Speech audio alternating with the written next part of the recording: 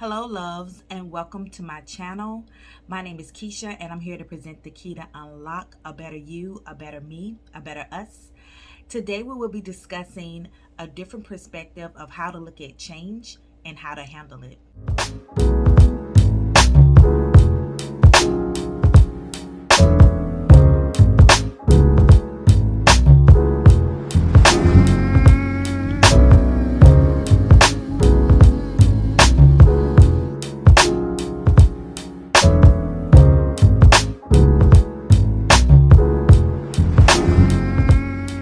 Greetings, everyone, and welcome back to my channel. Today, I would like to discuss a different perspective of how to view and embrace change in your life. I will be discussing 3 topics in relation to change in the workplace, relationships, and aging. But let me first start by saying, what do you think is the number one reason why people resist change? In my personal opinion, I feel like people resist change. Everything boils down to fear. Fear that just cripples us. It puts us in a box. It creates stress, anxiety of unforeseen events that we don't know the outcome of and that we cannot control. And as a result, a lot of times we'll stay in situations a lot longer than what we need to, simply because we're comfortable and it's familiar. So rather than taking a risk, we rather settle because we're too afraid of what the next chapter may hold. So let's talk about the next chapter. The next chapter of change, if you make a decision to do something different, doesn't matter if you're in a workplace situation, relationship, business venture, right? Either that next chapter is either going to be a lesson, a time to heal, a blessing for you, or you being a blessing to someone else. So let me just break it down for you. When it comes down to the lesson, you will repeat the same cycle until you pass this complicated thing called life.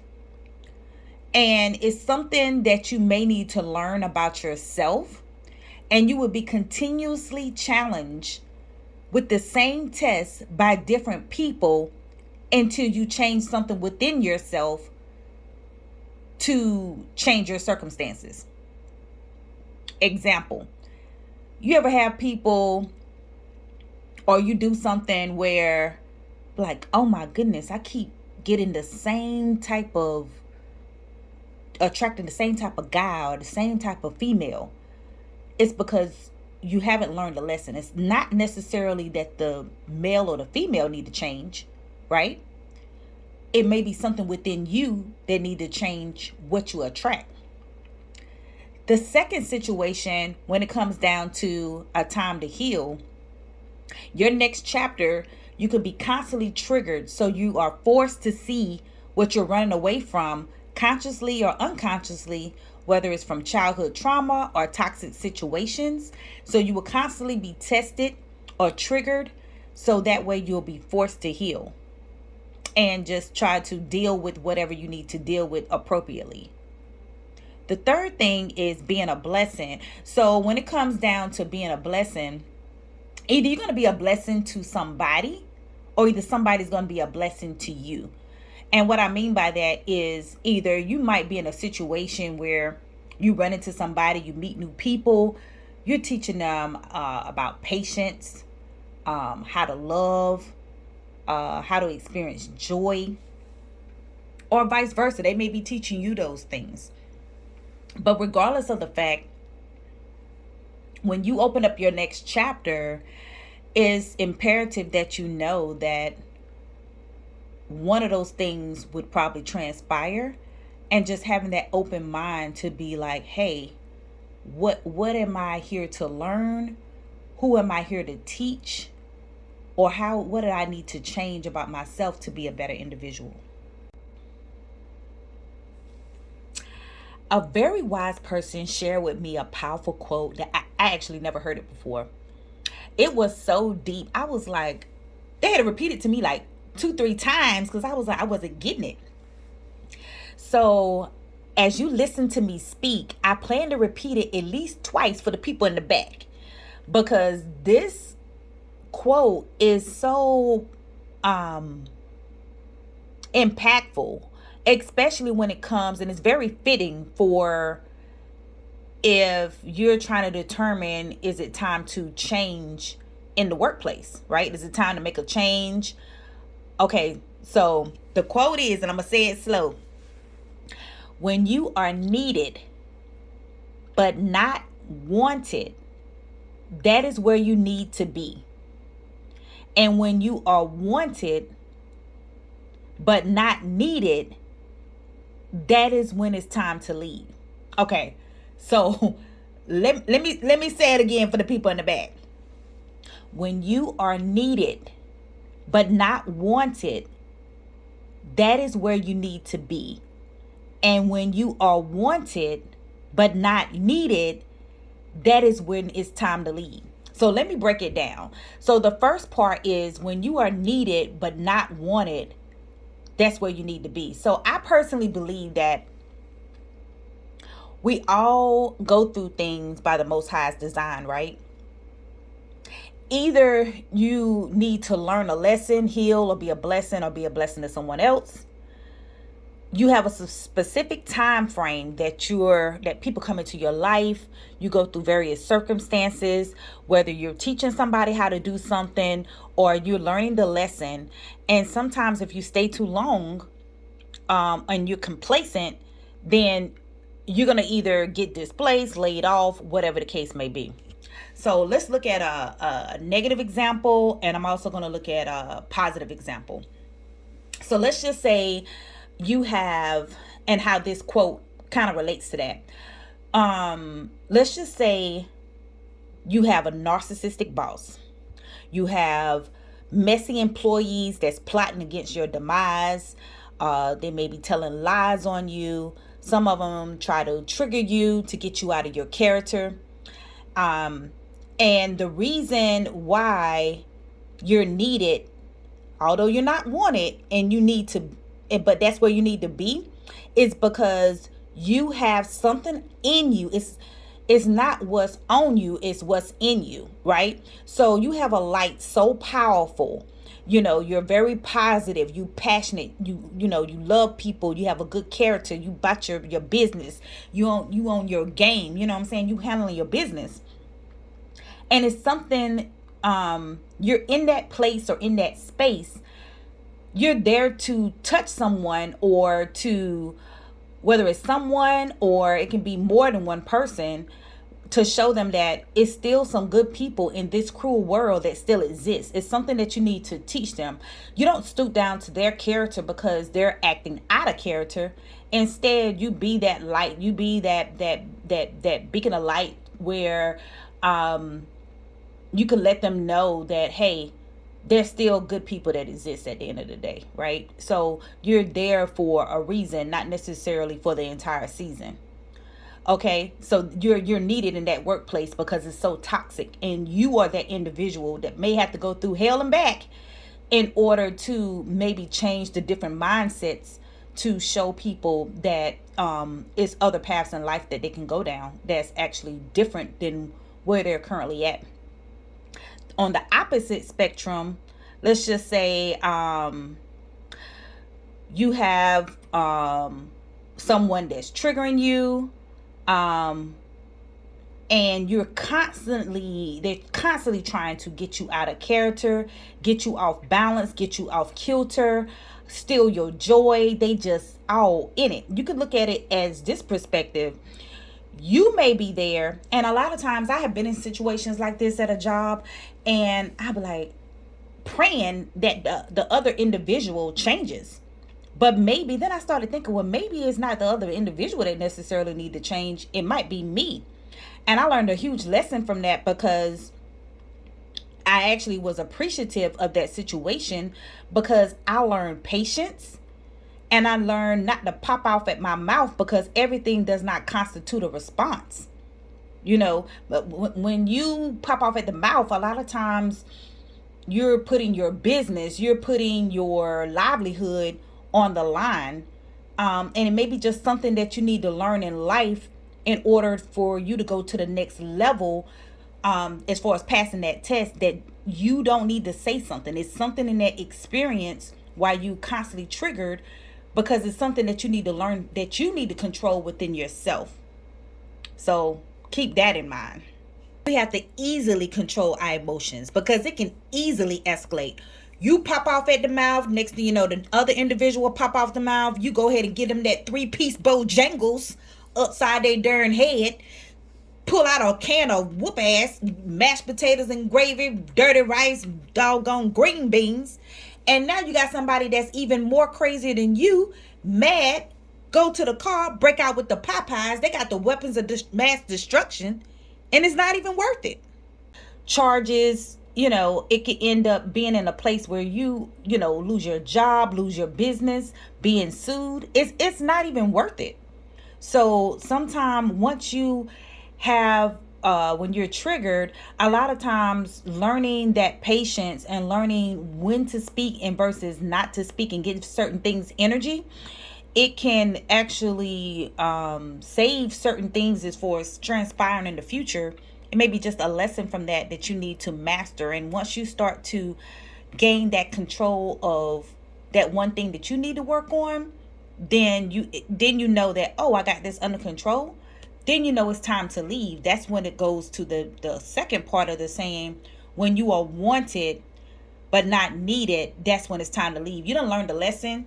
You can move on or go to whatever that next level in life is for you. Relationships. When it comes to relationships, it can be romantic, family, or friends. Do not be loyal to an idea, time, or by default when it comes to relationships. Let me repeat that.